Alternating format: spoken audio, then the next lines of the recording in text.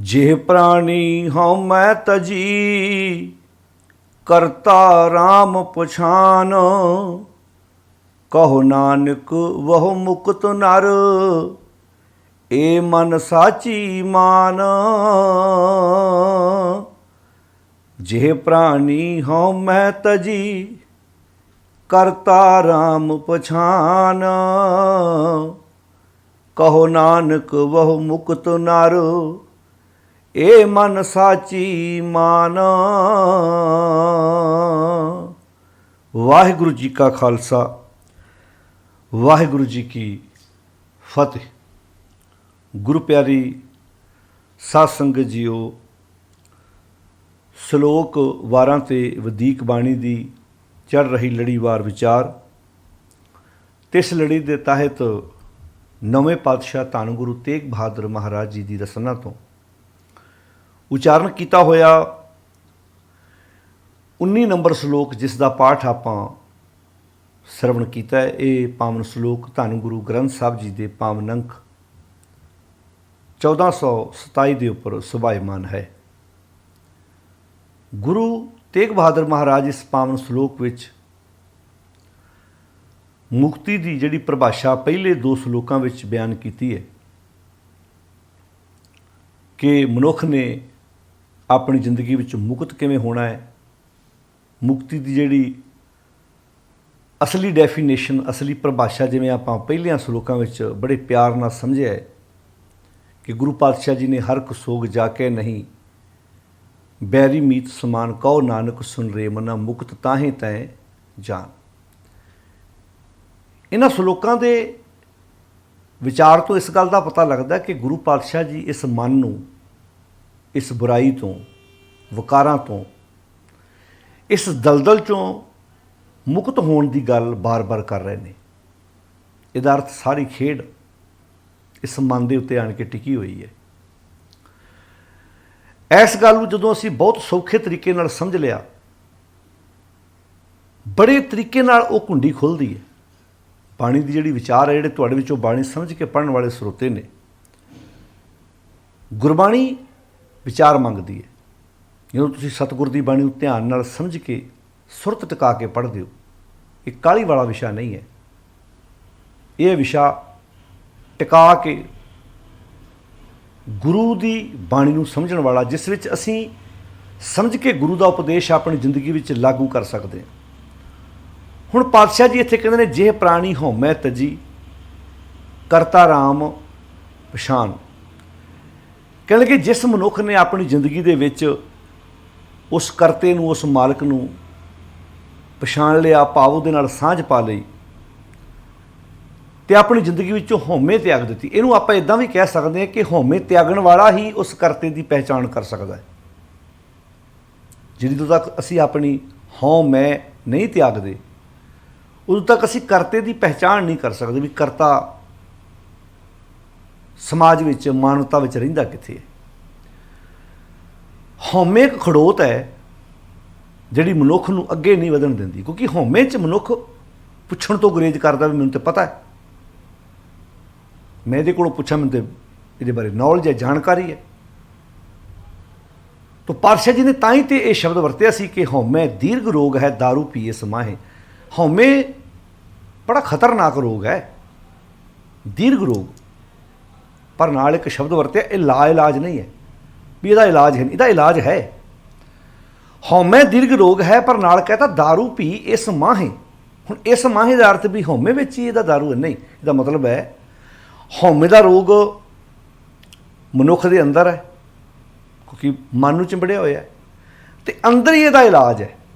इलाज को बाहरों नहीं होना भी तुसीं कहो भी हुण कुछ जिहड़े शरीर नूं कोई रोग लगा हुंदा, उहदा बीमारी शरीर नूं लगी हुंदी है तो आपां मैडिसन बाहरों लैंदे आ, कंपनी को तैयार करदी है, किसी डॉक्टर ने लिख के दी भी तुसीं आह दवाई खाओ तो बंदा खा के ठीक हो जाता है। पर जिहड़ी इत्थे गल गुरु पातशाह जी कर रहे, बड़ी कमाल दी कर रहे कि जे हौमे का यह दीर्घ रोग मनुख नूं लगा होया तो इसका इलाज भी इस सुरत विच ही टिकिया होया। हौमे दीर्घ रोग है, दारू पी इस माहे। नाल कहता कृपा करें जे अपनी तां गुर का शब्द कमाहे। ਜਦੋਂ ਮਨੁੱਖ ਉਹਦੀ ਕਿਰਪਾ ਦਾ ਪਾਤਰ ਬਣਦਾ ਹੈ ਤਾਂ ਸ਼ਬਦ ਨੂੰ ਕਮਾਉਂਦਾ ਹੈ, ਸ਼ਬਦ ਨੂੰ ਆਪਣੀ ਜ਼ਿੰਦਗੀ ਦਾ ਆਧਾਰ ਬਣਾਉਂਦਾ ਹੈ। ਜਦੋਂ ਗੁਰੂ ਦੀ ਸਿੱਖਿਆ ਅਨੁਸਾਰ ਆਪਣੇ ਜੀਵਨ ਨੂੰ ਤੋਰਦਾ ਹੈ, ਫਿਰ ਇੰਜ ਕਹਿ ਲਓ ਇਹਨੂੰ ਉਹ ਸਵਾਦ ਆਉਂਦਾ, ਉਹ ਰਸ ਆਉਂਦਾ ਜਿਹੜਾ ਹਉਮੈ ਦੇ ਕਾਰਨ ਪਹਿਲਾਂ ਆਉਂਦਾ ਨਹੀਂ ਸੀ। ਆਪਾਂ ਵਾਕ ਪੜ੍ਹਦੇ ਹਾਂ ਮਾਲਕ ਦਾ, ਗੁਰੂ ਰਾਮਦਾਸ ਪਿਤਾ ਜੀ ਦਾ ਵਾਕ ਪੜ੍ਹਦੇ ਹਾਂ ਆਪਾਂ, ਸਾਕਤ ਹਰ ਰਸ ਸਾਧ ਨਾ ਜਾਣਿਆ।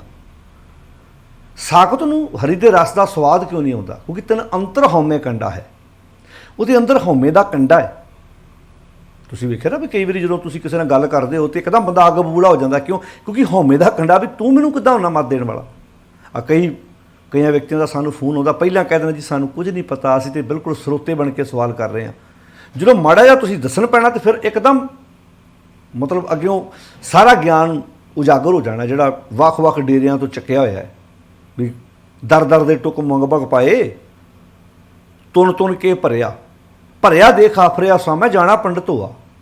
ਇੱਕ ਦਿਨ ਇੱਕ ਚਕੌਲ ਲੈ ਗਿਆ, ਮੁਰਸ਼ਿਦ ਮੂਹਰੇ ਧਰਿਆ, ਮਲ ਕੇ ਫਿਰ ਧੋਤਾ ਉਸਨੇ, ਮੈਲ ਇਲਮ ਦੀ ਲਾਈ, ਵੇਖ ਹੋਏ ਕਚਕੌਲ ਕਮਲ ਵਾਂਗ ਫਿਰ ਖਿੜਿਆ। ਹੈਗਾ ਤੇ ਬਰੇਨ ਹੈ ਨਾ। ਕਈ ਵਾਰੀ ਆਪਾਂ ਦਰ ਦੇ ਟੁੱਕ ਮਾਇਆ, ਉੱਥੋਂ ਦੋ ਗੱਲਾਂ ਸੁਣੀਆਂ, ਉੱਥੋਂ ਦੋ ਗੱਲਾਂ ਸੁਣੀਆਂ, ਉੱਥੋਂ ਦੋ ਪੜ੍ਹ ਲਈਆਂ ਅਤੇ ਉਹਨੂੰ ਚੱਕ ਕੇ ਵੀ ਮੈਂ ਉੱਥੋਂ ਸੁਣਿਆ ਜੀ, ਇਹ ਗੱਲ ਝੂਠੀ ਹੋ ਸਕਦੀ ਹੈ। ਅਤੇ ਜਦੋਂ ਤੁਸੀਂ ਅੱਗੇ ਬਾਣੀ ਦੀ ਵਿਚਾਰ ਕਰਨੀ, ਅੱਜ ਸਮੱਸਿਆ ਕਿੱਥੇ ਆ ਰਹੀ ਹੈ? ਸਮੱਸਿਆ ਇੱਥੇ ਆ ਰਹੀ ਹੈ ਕਿ ਗੁਰਬਾਣੀ ਕੁਝ ਹੋਰ ਕਹਿ ਰਹੀ ਹੈ, ਸਾਖੀਆਂ ਕੁਝ ਹੋਰ ਕਹਿ ਰਹੀਆਂ ਨੇ। ਉਹ ਦੋਵਾਂ ਵਿੱਚ ਗੈਪ ਹੈ ਅਤੇ ਅਸੀਂ ਸਾਖੀਆਂ ਜਿਹੜੀਆਂ ਮਨ ਘੜਤ ਇਤਿਹਾਸ ਜਿਹੜਾ ਸਾਡੇ ਤੱਕ ਪਹੁੰਚਾਇਆ ਗਿਆ, ਜਿਹੜਾ ਅਸਲੀ ਵਿਚਾਰ ਸੀ ਉਹ ਤਾਂ ਅਸੀਂ ਉੱਥੋਂ ਤੋਂ ਕੋਹਾਂ ਦੂਰ ਚਲੇ ਗਏ ਅਸੀਂ। ਮੈਂ ਇਹ ਨਹੀਂ ਕਹਿੰਦਾ, ਵੇਖੋ ਇਤਿਹਾਸ ਵਿੱਚ ਸਾਖੀਆਂ ਹੈਗੀਆਂ ਨੇ, ਪਰ ਉਹਨਾਂ ਨੂੰ ਅਸੀਂ ਗੁਰਬਾਣੀ ਦੀ ਕਸਵੱਟੀ 'ਤੇ ਲਾ ਕੇ ਪਰਖਣ ਦਾ ਯਤਨ ਕਰਨਾ ਵੀ ਗੁਰਬਾਣੀ ਦੇ ਉਹ ਘਟਨਾ, ਉਹ ਸਾਖੀ ਵਾਰਤਾ ਜਿਹੜੀ ਗੁਰੂ ਸਾਹਿਬ ਦੀ ਸ਼ਖਸੀਅਤ ਨੂੰ ਉਭਾਰਦੀ ਹੋਵੇ, ਜਦੋਂ ਤੁਸੀਂ ਉਹ ਪੇਸ਼ ਕਰੋਗੇ ਗੁਰੂ ਦੀ ਬਾਣੀ ਦੇ ਰਾਹੀਂ ਸਮਾਜ ਨੂੰ ਇੱਕ ਨਵੀਂ ਸੇਧ ਮਿਲੇਗੀ। ਅੱਜ ਜਿਹੜਾ ਵੀ ਰਾਗੀ ਪ੍ਰਚਾਰਕ ਗੁਰੂ ਦੀ ਬਾਣੀ ਦੀ ਕਸਵੱਟੀ ਦੇ ਉੱਤੇ ਗੱਲ ਸਮਾਜ ਨੂੰ ਸੁਣਾਉਣ ਦੀ ਕੋਸ਼ਿਸ਼ ਕਰਦਾ ਹੈ, ਕਿੰਨੀ ਹਿਲਜੁਲ ਹੁੰਦੀ ਹੈ। ਕਿਉਂਕਿ ਦੇਖੋ ਭਾਈ ਗਿਆਨ ਕੀ ਆਈ ਆਂਦੀ ਹੈ ਨਾ, ਜਦੋਂ ਹਨੇਰੀ ਆਉਂਦੀ ਕੀ ਹੁੰਦਾ ਭਲਾ? ਉਦੋਂ ਛੰਨਾਂ ਉੱਡਦੀਆਂ ਨੇ, ਉਦੋਂ ਲੈਂਟਰ ਪਾੜ ਜਾਂਦੇ ਨੇ, ਵੱਡੇ ਦਰਖਤ ਲੱਕ 'ਚੋਂ ਮੋਸ਼ੇ ਵੱਢ ਹੋ ਜਾਂਦੇ ਨੇ, ਬਿਜਲੀ ਦੇ ਵਲੇ ਖੰਭੇ ਲੱਕ 'ਚੋਂ ਟੁੱਟ ਜਾਂਦੇ ਨੇ, ਤਾਰਾਂ ਡਿੱਗ ਪੈਂਦੀਆਂ ਨੇ, ਹੁੰਦਾ ਨਾ ਕਿੰਨਾ ਨੁਕਸਾਨ ਹੁੰਦਾ। ਪਰ ਜਦੋਂ ਮਨੁੱਖ ਦੀ ਜ਼ਿੰਦਗੀ 'ਚ ਗਿਆਨ ਦੀ ਹਨੇਰੀ ਆਉਂਦੀ ਨਾ, ਟੁੱਟ ਭੱਜ ਉਦੋਂ ਵੀ ਹੁੰਦੀ ਹੈ, ਪਰ ਉਹ ਟੁੱਟ ਭੱਜ ਬਾਹਰ ਨਹੀਂ ਹੁੰਦੀ, ਉਹ ਟੁੱਟ ਭੱਜ ਬੰਦੇ ਦੇ ਅੰਦਰ ਹੁੰਦੀ ਹੈ।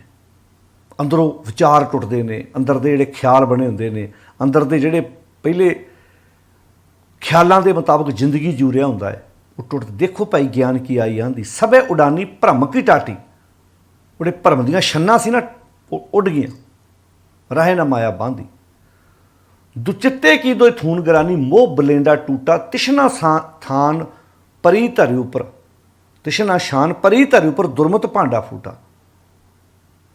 ਦੁਰਮਤ ਦਾ ਭਾਂਡਾ ਫਿਰ ਫੁੱਟ ਗਿਆ, ਨਿਕਲ ਗਈ ਦੁਰਮਤ ਜੀਵਨ ਦੇ ਵਿੱਚ ਜਦੋਂ ਗਿਆਨ ਦੀ ਹਨੇਰੀ ਆਈ। ਪਰ ਗੱਲ ਫਿਰ ਉੱਥੇ ਆਉਂਦੀ ਹੈ, ਗਿਆਨ ਉਹ ਲਵੇਗਾ ਜਿਹੜਾ ਇਹ ਸਮਝੇਗਾ ਮੈਨੂੰ ਕੁਝ ਪਤਾ ਨਹੀਂ, ਮੈਂ ਸਿੱਖਣਾ ਚਾਹੁੰਦਾ। ਸ਼ਬਦ ਕਮਾਹੇ, ਕਿਉਂਕਿ ਹਉਮੈ ਰੋਗ ਮਾਨਵ ਕੋ ਦੀਨਾ, ਜਿਹੜਾ ਹਉਮੈ ਦਾ ਰੋਗ ਆ, ਵੇਖੋ ਜਦੋਂ ਵਿਕਾਰਾਂ ਦੀ ਗੱਲ ਆਈ, ਹਰ ਜੀਵ 'ਚ ਕੋਈ ਨਾ ਕੋਈ ਵਿਕਾਰ ਪਾਇਆ ਗਿਆ। ਹਾਥੀ 'ਚ ਕਾਂ ਵਾਸ਼ਨਾਵਾਂ, ਪਤੰਗੇ ਨੂੰ ਵੇਖਣ ਦਾ, ਮੱਛੀ ਨੂੰ ਜ਼ੁਬਾਨ ਦਾ ਚਸਕਾ, ਭੌਰੇ ਨੂੰ ਸੁੰਘਣ ਦਾ, ਭਾਵੇਂ ਇਹ ਸਾਰੇ ਰੋਗ ਮਨੁੱਖ 'ਚ ਹੈਗੇ ਆ, ਪਰ ਜਦੋਂ ਹਉਮੈ ਦੀ ਗੱਲ ਆਈ ਨਾ, ਇਹ ਇਕੱਲੀ ਇਨਸਾਨ ਦੇ ਹਿੱਸੇ ਆਈ ਆ। ਹਉਮੈ ਇਹ ਕਿਸੇ ਪੰਛੀ, ਕਿਸੇ ਧਰਤੀ 'ਤੇ ਤੁਰਨ ਵਾਲੇ ਜੀਵ ਦੇ ਕੋਲ ਨਹੀਂ ਹੈ। ਮਨੁੱਖ, ਕਿਉਂਕਿ ਮਨੁੱਖ ਨੇ ਸਿੱਖਣਾ ਹੈ ਨਾ, ਮਨੁੱਖ ਨੇ ਸਿੱਖਣਾ। ਤੁਸੀਂ ਕਿਸੇ ਜਾਨਵਰ ਨੂੰ ਸਿਖਾਉਣ ਲੱਗੋ, ਉਹ ਇਹ ਕਹੇਗਾ ਮੈਨੂੰ ਤਾਂ ਪਹਿਲਾਂ ਪਤਾ ਹੈ। ਤੁਸੀਂ ਕਿਸੇ ਜਾਨਵਰ ਨੂੰ ਕੋਈ ਪ੍ਰੈਕਟਿਸ ਕਰਾਉਣ ਲੱਗੋ, ਕਹੇਗਾ ਮੈਨੂੰ ਪਹਿਲਾਂ ਪਤਾ ਹੈ ਨਾ। ਇੱਕ ਇਨਸਾਨ ਹੀ ਹੈ ਜਿਹੜਾ ਇਹ ਕਹਿੰਦਾ ਮੈਨੂੰ ਤਾਂ ਪਤਾ ਹੈ, ਤੁਸੀਂ ਮੈਨੂੰ ਕੀ ਸਿਖਾਉਂਦੇ? ਹੁਣ ਗੁਰੂ ਪਾਤਸ਼ਾਹ ਜੀ ਨੇ, ਆਪਾਂ ਆਸਾ ਕੀ ਵਾਰ ਪੜ੍ਹਦੇ, ਨਾਨਕ ਗੁਰੂ ਨਾ ਚੇਤਨੀ ਮਨ ਆਪਣੇ ਸੁਚੇਤ। ਜਿਹੜੇ ਆਪਣੇ ਗੁਰੂ ਨੂੰ ਚੇਤਨ ਨਹੀਂ ਕਰਦੇ, ਮਨ ਆਪਣੇ ਸੁਚੇਤ ਬਣ ਕੇ ਬੈਠੇ ਹੋਏ ਆ, ਮੈਨੂੰ ਤਾਂ ਸਭ ਕੁਝ ਪਤਾ ਹੈ। ਹੁਣ ਇੱਥੇ ਪਾਤਸ਼ਾਹ ਜੀ ਕਹਿੰਦੇ ਨੇ, ਜੇ ਪ੍ਰਾਣੀ, ਜਿਸ ਪ੍ਰਾਣੀ ਨੇ ਹਉਮੈ ਤਜੀ, ਹਉਮੈ ਨੂੰ ਛੱਡ ਦਿੱਤਾ, ਤਿਆਗ ਦਿੱਤਾ। ਹੁਣ ਵੇਖੋ ਗੱਲ ਤਿਆਗ ਦੀ ਚੱਲ ਰਹੀ ਹੈ। ਉਤਲਿਆਂ ਸਲੋਕਾਂ 'ਚ ਆਖਿਆ ਜੇ ਵਿਖਿਆ ਸਗਲੀ ਤਜੀ, ਭਾਵੇਂ ਬਿਖ ਵਿੱਚ ਸਭ ਕੁਝ ਆ ਗਿਆ, ਭਾਵੇਂ ਬਿਖ ਵਿੱਚ ਸਭ ਕੁਝ ਆ ਗਿਆ। ਹੁਣ ਜਦੋਂ ਬਿਖ ਦੀ ਗੱਲ, ਬਿਖ 'ਚ ਹਉਮੈ ਨਹੀਂ ਆਈ ਹੈ ਨਾ।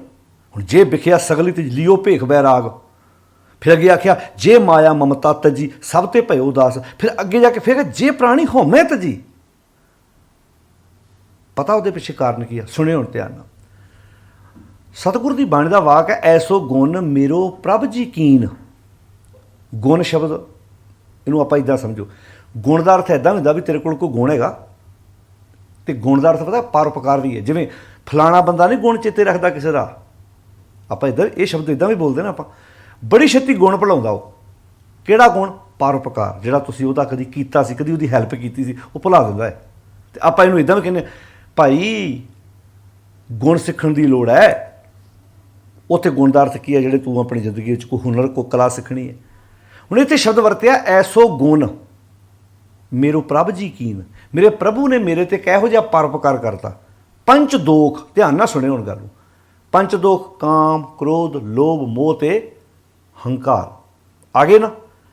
ਹੁਣ ਇੱਥੇ ਪੰਚ ਦੋਖ ਅਰ ਅਤੇ ਅਹੰਗ ਰੋਗ। ਅੰਗ ਦਾ ਅਰਥ ਵੀ ਹਉਮੈ ਹੀ ਆ। ਅੱਛਾ, ਪੰਜਾਂ ਵਿੱਚ ਹਉਮੈ ਤੇ ਆ ਚੁੱਕੀ ਹੈ, ਵੱਖਰੀ ਹਉਮੈ ਲਿਖਣ ਦੀ ਲੋੜ ਕਿਉਂ ਪਈ? ਗੁਰੂ ਪਿਆਰਿਓ, ਹੁਣ ਇੱਥੇ ਪੰਜਾਂ ਵਿੱਚ ਕਾਮ, ਕ੍ਰੋਧ, ਲੋਭ, ਮੋਹ ਤੇ ਹੰਕਾਰ। ਹੰਕਾਰ ਪੰਜਾਂ ਵਿਕਾਰਾਂ 'ਚ ਆ ਚੁੱਕਾ ਹੈ ਨਾ। ਪਰ ਇੱਥੇ ਫਿਰ ਜਾ ਕੇ ਪੰਚ ਦੋਖ ਅਰ ਅਹੰਗ ਰੋਗ, ਇਹ ਤਨ ਤੇ ਸਕਲ ਦੂਰ ਕੀਨ। ਇਹ ਮੇਰੇ ਤੇ ਮੇਰੇ ਗੁਰੂ ਨੇ, ਅਕਾਲ ਪੁਰਖ ਨੇ ਪਰਉਪਕਾਰ ਕੀਤਾ। ਐਸੋ ਗੁਣ ਮੇਰੋ ਪ੍ਰਭ ਜੀ ਕੀ। ਪੰਚ ਦੋਖ ਅਰ ਅਹੰਗ ਰੋਗ, ਇਹ ਤਨ ਤੇ ਸਕਲ ਦੂਰ ਕੀਨ। ਹੁਣ ਧਿਆਨ ਨਾਲ ਸੁਣਿਓ, ਪੰਜਾਂ ਤੋਂ ਵੱਖਰਾ ਹਉਮੈ ਲਿਖਣ ਦਾ ਕੀ ਕਾਰਨ ਹੈ? ਸਾਧ ਸੰਗਤ ਜੀ, ਕਈ ਵਾਰੀ ਨਾ ਮਨੁੱਖ ਨੂੰ ਆਪਣੀ ਜ਼ਿੰਦਗੀ 'ਚ ਕਿਸੇ ਗੁਣ ਦਾ ਹੰਕਾਰ ਹੁੰਦਾ ਹੈ। ਕੁਦਰਤੀ ਗੱਲ ਹੈ, ਕਿਸੇ ਕੋਲ ਕੋਈ ਗੁਣ ਹੋਵੇ, ਕੋਈ ਕਲਾ ਹੋਵੇ, ਤੇ ਬੰਦਾ ਉਹਦਾ ਈਗੋ ਨਹੀਂ ਕਰਦਾ ਵੀ ਮੈਨੂੰ ਤਾਂ ਪਤਾ ਇਹ ਮੇਰੇ ਕੋਲ ਪੁੱਛਣ ਆਏਗਾ। ਭਾਵੇਂ ਕਿ ਉਹਦਾ ਵੀ ਨਹੀਂ ਕਰਨਾ ਚਾਹੀਦਾ, ਕਿਉਂਕਿ ਇਹਦਾ ਮਤਲਬ ਤੁਸੀਂ ਉਸ ਗੁਣ ਦਾ ਹੰਕਾਰ ਕਰ ਰਹੇ ਹੋ। ਅੱਜ ਗੁਣ ਹੈਗਾ, ਕੱਲ੍ਹ ਨੂੰ ਨਹੀਂ ਵੀ ਹੋ ਸਕਦਾ ਤੁਹਾਡੇ ਕੋਲ। ਜੇ ਆ ਹੀ ਨਾ ਰਿਹਾ, ਕੋਈ ਡਾਕਟਰ ਕਵੇ ਮੇਰੇ ਨਾਲ ਦਾ ਤੇ ਆਪਰੇਸ਼ਨ ਕੋਈ ਨਹੀਂ ਕਰ ਸਕਦਾ, ਮੇਰੇ ਵਰਗਾ ਤਾਂ ਇਲਾਜ ਕਿਸੇ ਕੋਲ ਨਹੀਂ ਹੋ ਸਕਦਾ, ਤੇ ਕੱਲ੍ਹ ਨੂੰ ਮੰਨ ਲਓ ਡਾਕਟਰ ਦਾ ਬ੍ਰੇਨ ਹਿੱਲ ਜੇ, ਗੁਣ ਨਿਕਲ ਗਿਆ ਨਾ। ਇੱਕ ਵਕੀਲ ਹੈ, ਉਹ ਕਹਿੰਦਾ ਮੈਂ ਤਾਂ ਵੱਡੇ ਵੱਡੇ ਕੇਸ ਲੜੇ ਨੇ। ਕੇਸ ਤਾਂ ਇਹਦੇ ਨਾਲ ਲੜਨੇ ਆ ਨਾ, ਬ੍ਰੇਨ ਨਾਲ। ਕਿਉਂਕਿ ਤੇਰੇ ਕੋਲ ਐਜੂਕੇਸ਼ਨ ਹੈ, ਅਤੇ ਕੱਲ੍ਹ ਨੂੰ ਐਕਸੀਡੈਂਟ ਹੋਏ, ਯਾਦਦਾਸ਼ਤ ਚਲੀ ਜਾਵੇ, ਹੁਣ ਕਿੱਥੇ ਗਿਆ ਗੁਣ? ਮੈਂ ਕਹਿੰਦਾ ਕੋਈ ਬੁਲਾਰਾ ਹੀ ਹੈ, ਕਵੇ ਮੇਰੇ ਵਰਗਾ ਤੇ ਬੁਲਾਰਾ ਕੋਈ ਨਹੀਂ। ਮੇਰੇ ਵਰਗੀ ਤਾਂ ਕੋਈ ਗੱਲ ਕਰਨ ਦੇ ਤਰੀਕਾ ਹੀ ਹੈ ਨਹੀਂ ਕਿਸੇ ਕੋਲ, ਜਿੱਦਾਂ ਮੇਰੀ ਪੇਸ਼ਕਾਰੀ ਹੈ। ਮੇਰੇ ਵਰਗਾ ਕਥਾਵਾਚ ਕੋਈ ਨਹੀਂ, ਮੇਰੇ ਵਰਗਾ ਰਾਗੀ ਢਾਡੀ ਕੋਈ ਨਹੀਂ, ਮੇਰੇ ਵਰਗਾ ਗਵਈਆ ਕੋਈ ਨਹੀਂ, ਮੇਰੇ ਵਰਗਾ ਪ੍ਰਬੰਧਕ ਕੋਈ ਨਹੀਂ। ਜਿੱਦਾਂ ਦਾ ਮੈਂ ਸੰਸਥਾ ਦਾ ਪ੍ਰਬੰਧ ਚਲਾਇਆ, ਮੇਰੇ ਵਰਗਾ ਤਾਂ ਕਿਸੇ ਕੋਲ ਚੱਲਿਆ ਹੀ ਨਹੀਂ ਅਜੇ ਤੱਕ।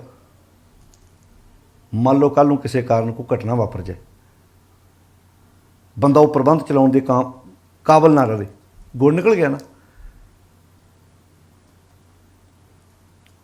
ਮੰਨ ਲਓ ਕੋਈ ਔਰਤ ਕਹਿੰਦੀ ਮੇਰੇ ਨਾਲ ਦੀ ਤਾਂ ਸਬਜ਼ੀ ਕੋਈ ਨਹੀਂ ਬਣਾ, ਆਹ ਡਿਸ਼ ਜਿਹੜੀ ਮੈਂ ਤਿਆਰ ਕਰਦੀ ਕਿਸੇ ਕੋਲ ਹੋਣੀ ਨਹੀਂ, ਅਤੇ ਕੱਲ੍ਹ ਨੂੰ ਮੰਨ ਲਓ ਉਹਦੇ ਕੋਲੋਂ ਗੱਲ ਨਾ ਬਣੇ, ਉਹ ਗੁਣ ਨਿਕਲ ਜੇ। ਗੁਣ ਚਲਾਏਮਾਨ ਹੈ, ਨਿਕਲ ਵੀ ਸਕਦਾ ਜ਼ਿੰਦਗੀ ਵਿੱਚੋਂ। ਹੰਕਾਰ ਕਾਹਦਾ? ਮੈਂ ਕਹਿੰਦਾ ਜੇ ਜ਼ਿੰਦਗੀ 'ਚ ਕੋਈ ਗੁਣ ਹੈਗਾ ਤੇ ਗੁਣ ਦਾ ਹੰਕਾਰ ਕਰਨਾ, ਹੰਕਾਰ ਤੇ ਗੁਣ ਦਾ ਵੀ ਨਹੀਂ ਕਰਨਾ ਚਾਹੀਦਾ। ਪਰ ਪਾਤਸ਼ਾਹ ਕਹਿੰਦੇ ਉਹਦਾ ਕੀ ਕਰੋਗੇ ਜਿਹਨੂੰ ਔਗਣ ਦਾ ਵੀ ਹੰਕਾਰ ਹੈ। ਕਈ ਵਾਰੀ ਆਪਾਂ ਨੂੰ, ਬੰਦਿਆਂ ਨੂੰ ਜ਼ਿੰਦਗੀ 'ਚ ਆਪਣੇ ਔਗਣ ਦਾ ਵੀ ਹੰਕਾਰ ਹੁੰਦਾ ਨਾ। ਤੁਸੀਂ ਕਹੋਗੇ ਬਾਣੀ 'ਚ ਇਹ ਗੱਲ ਲਿਖੀ ਹੈ, 2 ਵਾਰ ਸ਼ਲੋਕ ਆਇਆ ਗੁਰੂ ਸਾਹਿਬ ਦਾ, ਮਨੋ ਜੇ ਅੰਧੇ ਕੂਪ ਤੇ ਮਨੋ ਜੇ ਅੰਧੇ ਕੂਪ। ਮਨੋ ਜੇ ਅੰਧੇ ਕੂਪ ਸੇ ਕਹਿਆ ਬਿਰਧ ਨਾ ਜਾਣਨੀ। ਜਿਹੜੇ ਮਨ ਕਰਕੇ ਅੰਨੇ ਖੂਹ 'ਚ ਡਿੱਗੇ ਹੋਇਆ ਨਾ, ਉਹ ਕਿਸੇ ਦੇ ਕਿਹਾ ਵੀ ਇਨਸਾਨੀ ਫਰਜ਼ ਸਮਝਣ ਨੂੰ ਤਿਆਰ ਨਹੀਂ। ਮਨੋ ਜੇ ਅੰਧੇ ਕੂਪ ਸੇ ਕਹਿਆ ਬਿਰਧ ਨਾ ਜਾਣਨੀ। ਮਨ ਅੰਧਾ ਹੈ, ਉਹਦੇ ਕਵਲ। ਮਨ ਦੇ ਅੰਨੇ ਹੋਣ ਕਰਕੇ ਨਾ ਆਪਣੀ ਹਿਰਦੇ ਦਾ ਕੌਲ ਭਾਂਡਾ ਮੂਧਾ ਮਾਰਿਆ ਹੋਇਆ, ਦਿਸਣ ਖਰੇ ਕਰੂਪ। ਅਤੇ ਉਹ ਚੰਗੀਆਂ ਗੱਲਾਂ ਨਾ ਸਿੱਖਣ ਕਰਕੇ ਨਾ ਉਹਦਾ ਜੀਵਨ ਕਰੂਪ ਦਿਸਦਾ, ਫਿਰ ਉਹ ਚੰਗੇ ਨਹੀਂ ਦਿਸਦੇ। ਦਿਸਣ ਖਰੇ ਕਰੂਪ, ਇਹ ਇੱਕ ਪੱਖ ਹੋ ਗਿਆ। ਦੂਜਾ ਆਖਿਆ ਇੱਕ ਕਹਿ ਜਾਣਨ, ਇਹ ਪਾਤਰ ਬਦਲ ਗਿਆ ਹੁਣ। ਇੱਕ ਉਹ ਆ ਜਿਹੜੇ ਇੱਕ ਗੱਲ ਕਹਿਣਾ ਵੀ ਜਾਣਦੇ ਆ, ਅਤੇ ਕਹਿਆ ਬੁੱਝਣ, ਕਿਸੇ ਦੀ ਗੱਲ ਨੂੰ ਬੁੱਝਣਾ ਵੀ ਜਾਣਦੇ ਆ। ਵੇਖੋ ਇਹ ਕਲਾ ਨਾ, ਸਿਆਣੇ ਕਹਿੰਦੇ ਆ ਵੀ ਗੱਲ ਕਰਨੀ ਵੀ ਜਾਣਦਾ ਅਤੇ ਕਿਸੇ ਦੀ ਕਹੀ ਹੋਈ ਗੱਲ ਨੂੰ ਸਮਝਦਾ ਵੀ ਆ। ਇਹ ਦੋਵੇਂ ਗੱਲਾਂ। ਕਈ ਬੰਦੇ ਗੱਲ ਕਰਨੀ ਵੀ ਨਹੀਂ ਜਾਣਦੇ ਅਤੇ ਕਿਸੇ ਦੀ ਗੱਲ ਨੂੰ ਸਮਝਣਾ ਵੀ ਨਹੀਂ ਜਾਣਦੇ। 2 ਗੱਲ ਹੋ ਗਿਆ ਨਾ, ਵੀ ਇੱਕ ਤਾਂ ਆਪ ਵੀ ਗੱਲ ਕਰਨੀ ਨਹੀਂ ਆਉਂਦੀ, ਅਤੇ ਕਿਸੇ ਨੇ ਉਹਦੇ ਨਾਲ ਗੱਲ ਕੀਤੀ ਅਤੇ ਉਹਦੀ ਪਕੜ 'ਚ ਵੀ ਨਹੀਂ, ਉਹ ਜਾਣੀ ਕਿ ਭਾਂਡਾ ਹੀ ਹੈ ਨਹੀਂ ਕਿ ਵਸਤੂ ਸਾਂਭ ਸਕਣ। ਪਹਿਲੀ ਗੱਲ ਤੇ ਉਹ ਇਹ ਸਿੱਖਣ ਵਾਲੀ ਇੱਛਾ ਹੈ ਹੀ ਨਹੀਂ। ਤੇ ਇੱਕ ਕੌਣ ਆ ਹੁਣ, ਪਾਤਰ ਚੇਂਜ ਹੋ ਗਿਆ। ਇੱਕ ਕਹਿ ਬੁੱਝਣ, ਇੱਕ ਉਹ ਆ ਜਿਹੜੇ ਕਹਿਆ ਬੁੱਝਣ, ਇੱਕ ਕਹਿ ਜਾਣਨ ਕਹਿਆ ਬੁੱਝਣ ਤੇ ਨਰ ਸੁਘਾੜ ਸਰੂਪ। ਉਹ ਸੋਹਣੀ ਘਾੜਤ ਵਾਲੇ, ਚੰਗੀ ਘਾੜਤ ਵਾਲੇ ਵਧੀਆ ਇਨਸਾਨ ਮੰਨੇ ਜਾਂਦੇ ਨੇ। ਹੁਣ ਅੱਗੇ ਫਿਰ ਪਾਤਰ ਬਦਲ ਗਿਆ। ਇੱਕ ਨਾ ਨਾਦ ਨਾ ਬੇਦ ਨਾ ਗੀ ਰਸ, ਰਸ ਕਸ ਨਾ ਜੜੰਤ। ਇੱਕ ਉਹ ਨੇ ਜਿਨ੍ਹਾਂ ਨੂੰ ਕੋਈ ਸੰਗੀਤ ਦੀ ਨੌਲੇਜ ਨਹੀਂ, ਕੋਈ ਰਸ ਨਹੀਂ, ਕੋਈ ਹੁਨਰ ਨਹੀਂ, ਕੋਈ ਕਲਾ ਨਹੀਂ। ਇੱਕ ਨਾ ਨਾਦ ਨਾ ਬੇਦ ਨਾ ਗੀ ਰਸ, ਰਸ ਕਸ ਨਾ ਜਨੰਤ। ਇੱਕ ਨਾ ਸਿੱਧ, ਕੋਈ ਵਿਚਾਰਾਂ ਵਿੱਚ ਸਫਲਤਾ ਹੈ ਨਹੀਂ। ਇੱਕ ਨਾ ਸਿੱਧ ਨਾ ਬੁੱਧ ਨਾ ਅਕਲ ਸਰ। ਕੋਈ ਚੰਗੀ ਅਕਲ ਦੀ ਸਾਰ ਹੀ ਹੈ ਨਹੀਂ ਵੀ ਇਹ ਚੰਗੀ ਅਕਲ ਕਿਹਨੂੰ ਕਹਿੰਦੇ ਨੇ। ਅੱਖਰ ਕਾ ਭਿਓ ਨਾ ਲਹੰਤ, ਕੋਈ ਅੱਖਰ ਪੜ੍ਹਨਾ ਲਿਖਣਾ ਨਹੀਂ ਜਾਣਦੇ। ਮਹਾਰਾਜ ਧੰਨ ਗੁਰੂ ਨਾਨਕ ਸਾਹਿਬ ਜੀ ਕੀ ਕਹਿਣਾ ਚਾਹੋਗੇ ਇਹੋ ਜਿਹੇ ਬੰਦੇ ਬਾਰੇ? ਕਹਿੰਦੇ ਨਾਨਕ ਤੇ ਨਰ ਅਸਲ ਖਾਰ। ਹੁਣ ਅਸਲ ਖਾਰ ਇੱਕ ਹੁੰਦਾ ਖੋਤਾ, ਕਹਿੰਦਾ ਇਹ ਖੋਤਾ ਹੈ, ਪਰ ਨਾਲ ਇੱਕ ਸ਼ਬਦ ਉਹ ਤਾਂ ਕਹਿੰਦੇ ਅਸਲ ਖਾਰ। ਇਹਦਾ ਮਤਲਬ ਇੱਕ ਨਕਲ ਖਾਰ ਤੇ ਇੱਕ ਅਸਲ ਖਾਰ। ਉਹ ਤਾਂ ਖੋਤਾ ਹੈਗਾ ਹੀ ਆ, ਪਰ ਪਾਤਸ਼ਾਹ ਜੀ ਕਹਿੰਦੇ ਨਾਨਕ ਤੇ ਨਰ ਅਸਲ ਖਾਰ। ਉਹ ਅਸਲ ਖੋਤੇ ਨੇ ਜੇ ਬਿਨ ਗੁਣ ਗਰਭ ਕਰੰਤ, ਜਿਹੜੇ ਬਿਨਾਂ ਗੁਣਾਂ ਤੋਂ ਹੀ ਗਰਭ ਕਰੀ ਜਾਂਦੇ, ਬਿਨਾਂ ਗੁਣਾਂ ਤੋਂ ਹੀ ਹੰਕਾਰ ਕਰੇ। ਇੱਕ ਤਾਂ ਹੁੰਦਾ ਨਾ ਵੀ ਕੋਈ ਬੰਦਾ ਗੁਣ ਦਾ ਹੰਕਾਰ ਕਰੇ, ਕਰਨਾ ਤੇ ਉਹ ਵੀ ਨਹੀਂ ਚਾਹੀਦਾ, ਪਰ ਚਲੋ ਉਹ ਇੱਕ ਪੱਖ ਤੇ ਹੈਗਾ ਵੀ ਗੁਣ ਹੈਗਾ ਤਾਂ ਹੀ ਕਰ ਰਿਹਾ ਨਾ, ਕਰਨਾ ਤੇ ਉਹ ਵੀ ਨਹੀਂ ਚਾਹੀਦਾ ਨਾ। ਗੁਣ ਦਾ ਹੰਕਾਰ ਨਹੀਂ ਕਰਨਾ ਚਾਹੀਦਾ। ਅੱਜ ਹੈ ਪਤਾ ਨਹੀਂ ਕੱਲ੍ਹ ਨੂੰ ਹੋਵੇ ਕਿ ਨਾ ਹੋਵੇ। ਪਰ ਜੇ ਉਹ ਇੱਕ ਪੱਖ ਇਹ ਵੀ ਲੈ ਵੀ ਜੋ ਕਰਦਾ ਵੀ ਆ ਤੇ ਕੁਝ ਹੈਗਾ ਤੇ ਤਾਂ ਕਰਦਾ ਨਾ, ਇਧਰ ਤੇ ਔਗੁਣਾਂ ਦਾ ਹੰਕਾਰ ਹੀ ਆ ਵੀ ਕੋਈ ਅਕਲ ਨਹੀਂ, ਕੋਈ ਬੁੱਧ ਨਹੀਂ, ਕੋਈ ਚਾਰ ਬੰਦਿਆਂ 'ਚ ਗੱਲ ਨਹੀਂ ਕਰ ਸਕਦਾ, ਕੋਈ ਸਮਝ ਨਹੀਂ ਹੈਗੀ। ਹੁਣ ਅਸਲ ਖਾਰ ਪਤਾ ਕਿਉਂ ਸ਼ਬਦ ਵਰਤਿਆ? ਹੁਣ ਜਿਹੜਾ ਘੁਮਿਆਰ ਦਾ ਖੋਤਾ ਨਾ, ਉਹ ਤੇ ਤੁਸੀਂ ਇੱਟਾਂ ਲੱਦੀਆਂ, ਬਰਤਨ ਲੱਦੇ, ਜੋ ਵੀ ਸਮਾਨ ਲੱਦਿਆ ਤੇ ਉਹ ਦਿਨੇ ਦਿਨੇ ਢੋਂਦਾ। ਇੱਥੋਂ ਲੱਦਿਆ ਉੱਥੇ ਜਾ ਕੇ ਲੈ ਗਿਆ, ਫਿਰ ਖਾਲੀ ਹੋ ਗਿਆ। ਫਿਰ ਰਾਤ ਨੂੰ ਲੇਟੇ ਮਾਰੇ ਸਵੇਰੇ ਫਿਰ ਭਾਰ ਲੱਦਿਆ, ਉੱਥੋਂ ਲੱਦਿਆ ਕਿਲੋਮੀਟਰ ਭਾਰ ਢੋਇਆ, ਫਿਰ ਲੈ ਗਿਆ, ਫਿਰ ਲੱਦਿਆ, ਫਿਰ ਲੈ। ਅਕਸਰ ਕਦੀ ਕਦੀ ਖਾਲੀ ਤਾਂ ਹੁੰਦਾ ਹੀ ਆ ਨਾ ਖੋਤਾ, ਪਰ ਕਹਿੰਦੇ ਇਹ ਇਹੋ ਜਿਹਾ ਖੋਤਾ ਵਾ, ਇਹ ਕਦੀ ਖਾਲੀ ਹੁੰਦਾ ਹੀ ਨਹੀਂ। ਯਾਨੀ ਕਿ ਹਰ ਵਕਤ ਹੀ ਭਾਰ ਚੁੱਕੀ। ਫਿਰ ਸੌਣ ਲੱਗਿਆ ਵੀ ਜੋ ਮੈਨੂੰ ਪਤਾ, ਕਿਸੇ ਹੋਰ ਥੋੜ੍ਹਾ ਪਤਾ। ਸੌਣ ਲੱਗਿਆ ਵੀ ਹੰਕਾਰ, ਉੱਠਣ ਲੱਗਿਆ ਵੀ ਹੰਕਾਰ, ਜਾਗਣ ਲੱਗਿਆ ਵੀ ਹੰਕਾਰ, ਤੁਰ ਲੱਗਿਆ ਵੀ ਹੰਕਾਰ। ਮੇਰੀ ਵਰਗੀ ਤਿਆਰੀ ਨਹੀਂ ਕਿਸੇ ਕੋਲ, ਮੇਰੇ ਵਰਗਾ ਠਾਠ ਬਾਠ ਨਹੀਂ ਕਿਸੇ ਕੋਲ। ਮੈਂ ਤਾਂ ਹੁਣ ਸਾੜਾਂਗਾ ਫਲਾਣਿਆਂ ਨੂੰ, ਮੈਂ ਤਾਂ ਫਲਾਣਿਆਂ ਨੂੰ ਜਲਾਵਾਂਗਾ। ਆ ਕਈ ਤੁਸੀਂ ਵੇਖੋ ਗ੍ਰਸਤੀ ਬੰਦਾ ਇਹ ਕੰਮ ਕਰੇ ਤਾਂ ਗੱਲ ਹੋਰ ਹੈ, ਵੀ ਜਿਹਨੂੰ ਤਾਂ ਕੋਈ ਨੌਲੇਜ ਨਹੀਂ ਜੀ, ਜਿਹਨੂੰ ਕੋਈ ਸੁੱਧ ਬੁੱਧ ਨਹੀਂ, ਉਹ ਕਹੇ ਜੀ ਜਿਹੋ ਜਿਹੇ ਮੇਰੇ ਕੋਲ, ਮੈਂ ਤਾਂ ਰਿਮੋਟ ਵਾਲੇ ਪਰਦੇ ਲਾਏ ਨੇ ਘਰਾਂ 'ਚ, ਮੈਂ ਤਾਂ ਇੱਦਾਂ ਬੈਠੇ ਖੋਲ੍ਹਦਾ। ਮੇਰੇ ਕੋਲ ਤਾਂ LED ਬੜੀ ਕਮਾਲ ਦੀ ਹੈ, ਮੇਰੇ ਕੋਲ ਤਾਂ ਗੱਡੀ ਬੜੀ ਕਮਾਲ ਦੀ ਹੈ, ਮੇਰੇ ਕੋਲ ਤਾਂ ਫਲਾਣਾ ਬੜਾ ਵਧੀਆ, ਮੇਰਾ ਤਾਂ ਫਰਨੀਚਰ ਬੜਾ ਕਮਾਲ ਦਾ ਹੈ। ਇੱਕ ਦੁਨਿਆਵੀ ਬੰਦਾ ਗੱਲ ਕਵੇ ਤਾਂ ਫੱਬਦੀ ਆ, ਪਰ ਜਿਹੜਾ ਕਵੇ ਜੀ ਮੈਂ ਤਾਂ ਧਰਮ ਦੇ ਰਸਤੇ ਤੋਂ ਤੁਰਿਆ ਹੋਇਆ, ਮੈਂ ਤਾਂ ਉਪਦੇਸ਼ਕ ਹਾਂ, ਉਹ ਇਹ ਸ਼ਬਦ ਬੋਲੇ ਕਿ ਮੈਂ ਤਾਂ ਉਹਨੂੰ ਸਾੜਨਾ ਅਗਲਿਆਂ ਨੂੰ, ਮੈਂ ਤਾਂ ਜਲਾਉਣਾ ਵਾ। ਇਹਦਾ ਅਰਥ ਬਾਬਾ ਜੀ ਗੱਡੀ ਤੁਹਾਡੀ ਵੀ ਅਜੇ ਆਦੀ 'ਚ ਫਸੀ ਆ, ਅਜੋ ਸੁਨਾਓ ਸਮੁੰਦਰ ਮੇ ਆ। ਕਬੀਰ ਗਰਭ ਨਾ ਕੀਜੀਏ ਰੰਗ ਨਾ ਹਸੀਆ ਕੋਏ, ਕਿਉਂਕਿ ਅਜੋ ਸੁਨਾਓ ਸਮੁੰਦਰ में, अजय बेड़ी समुद्र च क्या जाना क्या होए, क्या जाना क्या होए। गुरु पातशाह जी ने इत्थे बा कमाल गल कही है, कहते नानक ते नर असल खार। हे नानक वो असल खार ने, असल खोते ने जे बिन गुण गर्भ करंत, जिहड़े बिना गुणा तो ही गर्भ करते, हंकार करते। हंकार ते गुण दा हुण गल समझ आ गई कि पंच दुख अर अंग हौमे दा रोग इन्ना खतरनाक है। खतरनाक तो बाकी भी सारे आ, काम वासनावां किते खतर नहीं, क्रोध किते खतरनाक नहीं, हौमे खतर। पर हौमे च तां बंदा सीखण नूं तैयार नहीं, किसी कोल कोई गुण लैण नूं तैयार, इहदा बुक कड्ढण नूं तैयार ही नहीं। कई प्यासे मर जांदे, कहंदे ना भाई भुखा मर जाऊँ, इहदे कोल क्यों मंगां भाई। पर समाज बनिया इत्थों गुरु पातशाह आड़ी संगत दित्ती सानूं, असीं इकट्ठे बैठदे हां, इकट्ठे बैठ के पंग च प्रशादा छकदे हां, ऐ हौमे दे तख्त तो लै के जमीन ते आण के बहिने आ। ये बड़ियां वड्डियां संस्थावां सी साडियां, लंगर पंगत बैठ के इदां बैठ के विचार करनी बड़ी वड्डी गल सी।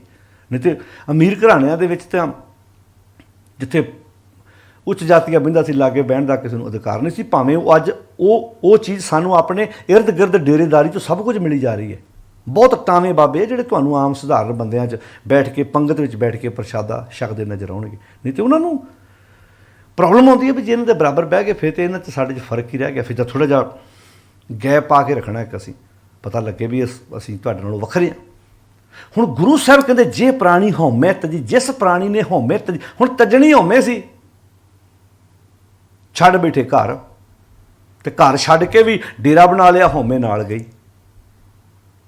ਹਉਮੈ ਤੋਂ ਸਗੋਂ ਵੱਧ ਗਈ ਹੈ ਕਿ ਮੈਂ ਤੇਰੇ ਹੱਥ ਦਾ ਖਾਣਾ ਨਹੀਂ, ਮੈਂ ਤਾਂ ਤਿਆਗੀ ਹਾਂ, ਬਾਬਾ ਜੀ ਦੇ ਮਾਇਆ ਨੂੰ ਹੱਥ ਨਹੀਂ ਲਾਉਂਦੇ। ਕਬੀਰ ਮਾਇਆ ਤਜੀ ਤੋਂ ਕਿਆ ਹੋ ਗਿਆ, ਜੋ ਮਾਨ ਤਜਿਆ ਨਹੀਂ ਜਾਏ। ਕੀ ਹੋਇਆ ਜੇ ਤੂੰ ਮਾਇਆ ਛੱਡਤੀ, ਤੂੰ ਕਹਿੰਦਾ ਮੈਂ ਮਾਇਆ ਨੂੰ ਹੱਥ ਨਹੀਂ ਲਾਉਂਦਾ, ਪਰ ਉਹਦਾ ਹੰਕਾਰ ਤੇ ਨਹੀਂ ਨਾ ਛੱਡਿਆ, ਮਾਨ ਤਜਿਆ ਨਹੀਂ ਜਾਏ। ਤੇ ਬਾਣੀ 'ਚ ਆਖਿਆ ਜੇ ਤੂੰ ਮੁਕਤੀ ਚਾਹੁੰਦਾ ਤੇ ਤੈਨੂੰ ਇਹ ਚੀਜ਼ਾਂ ਤਿਆਗਣੀਆਂ ਪੈਣੀਆਂ, ਮਾਨ ਮੋਹ ਦੋਨੋਂ ਕੋ ਪਰ ਹਰ। ਗੋਬਿੰਦ ਕੇ ਗੁਣ ਗਾਵੇ ਕਹੋ ਨਾਨਕ ਕੇ ਬਿਦ ਕੋ ਪ੍ਰਾਣੀ ਜੀਵਨ ਮੁਕਤ ਕਹਾਵੇ। ਜੇ ਮੁਕਤੀ ਚਾਹੁੰਦਾ ਤਾਂ ਤੈਨੂੰ ਆਹ ਦੋ ਚੀਜ਼ਾਂ ਤਿਆਗਣੀਆਂ ਆਪਣੀਆਂ, ਤੂੰ ਤਾਂ ਨਾਲ ਚੱਕੀ ਫਿਰਦਾ। ਆ ਕਈ ਵਾਰੀ ਨਾ ਮੈਨੂੰ ਅੱਜ ਵੀ ਯਾਦ ਹੈ, ਅਸੀਂ ਜਦੋਂ ਨਵੇਂ 2001-2 ਦੀਆਂ ਗੱਲਾਂ ਨੇ, ਜਦੋਂ ਅਸੀਂ ਸੈਂਟਰ ਖੋਲ੍ਹੇ ਗੋਇੰਦਵਾਲ ਸਾਹਿਬ, ਅਜਨਾਲੇ ਵਾਲੀ ਸਾਈਡ, ਇੱਧਰ ਜਦੋਂ ਅਸੀਂ ਨਵੇਂ ਸੈਂਟਰ ਖੋਲ੍ਹੇ, ਰਈਆ, ਅਜਨਾਲਾ, ਇੱਧਰ ਭਿੱਖੀਵਿੰਡ, ਅਤੇ ਮੈਨੂੰ ਅੱਜ ਵੀ ਯਾਦ ਹੈ ਅਸੀਂ ਜਦੋਂ ਸਮਾਗਮਾਂ 'ਤੇ ਜਾਣਾ, ਅਤੇ ਉੱਥੇ ਇੱਕ ਪਿੰਡ ਵਿੱਚ ਇੱਕ ਬਾਬੇ ਆ ਗਏ ਗ੍ਰਾਹੀ ਕਰਨ, ਅਤੇ ਉਸੇ ਪਿੰਡ ਵਿੱਚ ਅਸੀਂ ਸੰਗਤ ਨੂੰ ਇਹਦਾ ਇਕੱਠਿਆਂ ਕੀਤਾ ਵੀ ਤੁਹਾਡੇ ਪਿੰਡ 'ਚ ਕਲਾਸ ਲਾਉਣ ਵਾਸਤੇ ਨੌਜਵਾਨ ਨੂੰ ਕੋਈ ਸਾਧਨ ਲੈ ਕੇ ਆਪਾਂ ਦੇਣਾ। ਮੈਨੂੰ ਅੱਜ ਵੀ ਯਾਦ ਹੈ। ਤੋ ਸਲਾਮ ਉਦੋਂ ਬਜਾਜ ਚੇਤਕ ਇੱਕ ਸਕੂਟਰ ਨਵੇਂ ਉਦੋਂ ਚੱਲੇ ਸੀ। ਮੈਂ ਕਿਹਾ ਵੀ ਇਹ ਸਕੂਟਰ ਆਪਾਂ ਲੈ ਕੇ ਦੇਣਾ, ਅਤੇ ਆਪਾਂ ਜੀ ਸਾਰੇ ਜਣੇ ਰਲ ਕੇ ਆਪਾਂ ਹਿੱਸਾ ਪਾਈਏ। ਧਿਆਨ ਨਾਲ ਸੁਣਿਓ ਇਸ ਗੱਲ ਨੂੰ ਵੀ ਹੁਣ ਸਾਈਕਲ 'ਤੇ ਆਉਣਾ ਦੂਰੋਂ ਮੁਸ਼ਕਿਲ ਆਉਂਦੀ ਹੈ। ਇਹ ਗੱਲ 2002-3 ਦੀਆਂ ਮੈਂ ਗੱਲਾਂ ਦੱਸ ਰਿਹਾ, ਅਤੇ ਸਾਰੇ ਇੱਕ ਦੂਜੇ ਮੂੰਹ ਵੇਖਣ ਲੱਗ ਪਏ, ਭਾਵੇਂ ਕੋਈ ਐਡਾ ਔਖਾ ਕੰਮ ਨਹੀਂ ਸੀ। ਉਨੀ ਦੇਰ ਨੂੰ ਉਸੇ ਪਿੰਡ ਵਿੱਚ ਇੱਕ ਬਾਬੇ ਦੀ ਗੱਡੀ ਆਣ ਕੇ ਖਲੋਂਦੀ ਹੈ, ਅਨਾਊਂਸਮੈਂਟ ਹੁੰਦੀ ਹੈ ਵੀ ਫਲਾਣੇ ਥਾਂ 'ਤੇ ਲੰਗਰ ਲੱਗਣਾ। ਮਿੰਟਾਂ ਸਕਿੰਟਾਂ 'ਚ ਗੁੜ, ਚੌਲ, ਆਟਾ, ਮੇਰੇ ਖਿਆਲ 'ਚ 60-70-80 ਹਜ਼ਾਰ ਦੀ ਸਮੱਗਰੀ ਇਕੱਠੀ ਹੋ ਗਈ ਹੋਣੀ। ਅਤੇ ਮੈਂ ਹੱਸ ਕੇ ਪੁੱਛਿਆ, ਮੈਂ ਕਿਹਾ ਵੀ ਵੇਖੋ ਹੁਣ ਤੁਸੀਂ ਵੇਖ ਲਓ ਵੀ ਤਨ ਦੇ ਲੰਗਰ ਵਾਸਤੇ ਮਿੰਟਾਂ 'ਚ ਲੰਗਰ ਰਾਸ਼ਨ ਇਕੱਠਾ ਹੋ ਗਿਆ, ਅਤੇ ਜਿਹੜੇ ਮਨ ਦੀ ਤ੍ਰਿਪਤੀ ਲਈ ਜਿਹੜੀਆਂ ਕਲਾਸਾਂ ਸਾਡੇ ਬੱਚਿਆਂ ਨੂੰ ਲੱਗਣੀਆਂ, ਗੁਰਮਤ ਦੀ ਗੱਲ ਸਿਖਾਉਣੀ, ਜਿਹੜਾ ਅੱਜ ਅਸੀਂ ਰੋਨੇ ਜੀ ਇੱਥੇ ਕ੍ਰਿਸਚਨ ਦਾ ਪ੍ਰਚਾਰ ਹੋ ਗਿਆ, ਅਸੀਂ ਤੁਰਨ ਨੂੰ ਵੀ ਕਿੱਥੇ ਤਿਆਰ ਹਾਂ। ਧੜੇਬਾਜ਼ੀਆਂ, ਜੇ ਕਿਸੇ ਪਿੰਡ 'ਚੋਂ ਕਲਾਸ ਲੱਗਦੀ ਤਾਂ ਕਹਿਣਗੇ ਜੇ ਬੰਦਾ ਨਾਲ ਤੁਰ ਪੈਣਾ ਅਕਾਲੀਆਂ ਦਾ, ਜੇ ਨਾਲ ਉਹ ਤੁਰ ਪੈਣਾ ਕਾਂਗਰਸ ਦਾ। ਅਕਸਰ ਤਾਂ ਬੰਦੇ ਇਹਨਾਂ 'ਚੋਂ ਹੀ ਲੈਣੇ ਨੇ, ਧੜਿਆਂ ਨਾਲ ਤਾਂ ਅਸੀਂ ਜੁੜੇ ਹੋਏ ਹਾਂ। ਉਦੋਂ ਤੁਰਨਾ ਨਹੀਂ ਜਦੋਂ ਬਾਅਦ 'ਚ ਸਮੱਸਿਆ ਖੜੀ ਹੋਏ ਜੀ ਇੱਥੇ ਕੋਈ ਪ੍ਰਚਾਰ ਹੁੰਦਾ ਨਹੀਂ। ਕਿਉਂ? ਕਿਉਂਕਿ ਅਸੀਂ ਧੜਿਆਂ ਨਾਲ, ਅਸੀਂ ਪਾਰਟੀਬਾਜ਼ੀ ਨਾਲ ਜੁੜੇ ਹੋਏ ਹਾਂ। ਬਹੁਤਿਆਂ ਨੂੰ ਪ੍ਰਚਾਰ ਨਾਲ ਮਤਲਬ ਨਹੀਂ ਆ। ਹੁਣ ਇਹ ਜੇ ਪ੍ਰਚਾਰ ਹੋ ਗਿਆ ਤਾਂ ਕੱਲ੍ਹ ਨੂੰ ਅਸੀਂ ਨੰਗੇ ਹੋ ਜਾਣਾ ਜੀ ਵੀ ਇਹਨਾਂ ਨੇ ਕੀਤੇ ਕੱਖ ਨਹੀਂ। ਅਤੇ ਮੈਂ ਹੱਸ ਕੇ ਆਖਿਆ, ਮੈਂ ਕਿਹਾ ਜੀ ਤੁਸੀਂ ਇਹ ਜਿਹੜਾ ਇਹਨਾਂ ਰਾਸ਼ਨ ਇਕੱਠਾ ਕੀਤਾ, ਕੋਈ ਪ੍ਰਚਾਰ ਵੀ ਕਰਦੇ ਕੋਈ ਗੁਰਮਤਿ ਦੀ? ਕਹਿੰਦੇ ਹਾਂਜੀ ਬਾਬਾ ਜੀ ਸਾਡੇ ਪ੍ਰਚਾਰ ਕਰਦੇ ਆ। ਜਦੋਂ ਪੁੱਛਿਆ ਜੀ ਕੀ ਕਰਦੇ, ਕੋਈ ਜਵਾਬ ਨਹੀਂ। ਫਿਰ ਮੈਂ ਅਗਲੀ ਗੱਲ ਪੁੱਛੀ, ਜਿਹੜੇ ਉਹ ਬਾਬੇ ਗ੍ਰਾਹੀ ਕਰਨ ਆਏ ਸੀ, ਮੈਂ ਕਿਹਾ ਵੀ ਤੁਸੀਂ ਐਡਾ ਵੱਡਾ ਸ਼ਬਦ ਇੱਥੇ ਗੱਡੀ ਉੱਤੇ ਲਿਖਿਆ ਸੰਤ ਬਾਬਾ ਫਲਾਣਾ, ਅਤੇ ਗੁਰਬਾਣੀ 'ਤੇ ਕਹਿੰਦੀ ਆ ਵੀ ਅਸੀਂ ਸਾਰਿਆਂ ਨੇ ਬਰਾਬਰ ਰਹਿ ਕੇ ਜੀਵਨ ਜਿਉਣਾ, ਅਤੇ ਇਹ ਕਹਿੰਦੇ ਬਾਬਾ ਜੀ ਨੇ ਲਿਖਾਇਆ ਅਤੇ ਸੇਵਾਦਾਰਾਂ ਨੇ ਲਿਖਾਇਆ। ਮੈਂ ਕਿਹਾ ਲਿਆਓ ਆਪਾਂ ਇੱਥੇ ਹੁਣੇ ਪੇਂਟ ਵਾਲੇ ਕੋਲ ਜਾਂਦੇ ਹਾਂ, ਪੇਂਟਰ ਕੋਲ, ਅਤੇ ਆਪਾਂ ਇੱਥੇ ਭਾਈ ਲਿਖਾ ਦਿੰਦੇ ਹਾਂ। ਨਹੀਂ ਜੀ ਫਿਰ ਬਾਬਾ ਜੀ ਨੂੰ ਪ੍ਰੋਬਲਮ ਹੋਣੀ ਹੈ, ਬਾਬਾ ਜੀ ਨੇ ਗੱਡੀ ਡੇਰੇ ਨਹੀਂ ਵੜਨ ਦੇਣੀ। ਆ ਜਿਹੜੀਆਂ ਡੇਰਿਆਂ 'ਚ ਗੱਡੀਆਂ, ਤਾਂ ਬਾਬੇ ਦੀ ਸਹਿਮਤੀ ਨਾਲ ਲਿਖਾਇਆ ਨਾ, ਬਾਬਾ ਜਿਉਂਦਾ ਉਹਦੇ ਸਾਹਮਣੇ ਸੰਤ ਬ੍ਰਹਮ ਗਿਆਨੀ ਫਲਾਣਾ ਲਿਖਿਆ ਨਾ। ਨਹੀਂ ਜੀ ਸੇਵਾਦਾਰੀ ਧੱਕੇ ਨਾਲ ਮੱਥੇ ਟੇਕਦੇ, ਬਾਬਾ ਜੀ ਥੋੜ੍ਹਾ ਟਿਕਾਉਂਦੇ ਨੇ, ਉਹ ਤਾਂ ਕਹਿੰਦੇ ਹੀ ਨਹੀਂ। ਹੱਦ ਹੋ ਗਈ, ਗੱਦੀ ਦੇ ਤੁਹਾਡੇ ਸਾਹਮਣੇ ਬਾਬਾ ਗੱਦੀ 'ਤੇ ਬੈਠਾ, ਤੁਹਾਨੂੰ ਜ਼ਮੀਨ 'ਤੇ ਬਿਠਾਇਆ, ਬਾਬੇ ਦੇ ਬਰਾਬਰ ਤੁਸੀਂ ਗੱਦੀ 'ਤੇ ਬੈਠਣ ਨੂੰ ਤਿਆਰ ਨਹੀਂ ਜੇ। ਅਜੇ ਤੁਸੀਂ ਕਹਿੰਦੇ ਜੇ ਬਾਬਾ ਸਾਡਾ ਗੁਰੂ ਬਣਨ ਨੂੰ ਤਿਆਰ ਨਹੀਂ। ਕਦੋਂ ਸਮਝਾਂਗੇ? ਕਦੋਂ ਤੱਕ ਆਪਣੇ ਆਪ ਨੂੰ ਧੋਖਾ ਦੇਵਾਂਗੇ ਅਸੀਂ? ਕਦੋਂ ਤੱਕ ਅਸੀਂ ਹਨੇਰੇ 'ਚ ਰਵਾਂਗੇ? ਪਤਾ ਵੀ ਸ਼ਰੇਆਮ ਉਹ ਤੇ ਬੈਠਾ ਹੀ ਆਸਣ ਲਾ ਕੇ ਬੈਠਾ, ਤੁਸੀਂ ਤੇ ਸੋਫੇ 'ਤੇ ਬਰਾਬਰ ਬਾਬੇ ਦੇ ਬੈਠਣ ਨੂੰ ਤਿਆਰ ਨਹੀਂ, ਕਿਉਂਕਿ ਤੁਹਾਨੂੰ ਪਤਾ ਕਿ ਬਾਬੇ ਦੇ ਬਰਾਬਰ ਬੈਠਿਆਂ ਬਾਬੇ ਦੀ ਤੋਹੀਨ ਹੈ। ਬਾਬਾ ਜੀ ਉੱਪਰ ਬੈਠੇ, ਪਿੰਡਾਂ ਦੇ ਸਰਪੰਚ ਪੈਰਾਂ 'ਚ ਬੈਠੇ ਹੁੰਦੇ, ਕਈ ਵਾਰੀ ਆਗੂ ਜ਼ਮੀਨ 'ਤੇ ਬੈਠੇ, ਬਾਬਾ ਜੀ ਸੋਫੇ 'ਤੇ ਬੈਠੇ ਹੁੰਦੇ ਜੀ, ਇੱਦਾਂ ਹੱਥ ਜੋੜੇ ਹੋਣਗੇ, ਬਾਬਾ ਜੀ ਕਿਰਪਾ ਕਰੋ ਜੀ ਇੱਦਾਂ। ਅਤੇ ਉਹ ਕਹਿਣਗੇ ਜੀ ਬਾਬਾ ਜੀ ਤੇ ਨਿਮਰਤਾ 'ਤੇ ਪਹੁੰਚ ਜਾਓ। ਹਉਮੈ ਨਹੀਂ ਹੈਗੀ। ਇੱਥੇ ਕੀ ਸ਼ਬਦ ਵਰਤਿਆ? ਜੇ ਪ੍ਰਾਣੀ ਹਉਮੈ ਤੇ ਜੀ ਕਰਤਾ ਰਾਮ ਪਛਾਣ। ਵੇਖੋ ਕਰਤੇ ਰਾਮ ਦੀ ਪਛਾਣ ਹੀ ਉਦੋਂ ਹੋਣੀ ਜਦੋਂ ਹਉਮੈ ਤੇ ਜੀ ਹਉਮੈ ਛੱਡੀ।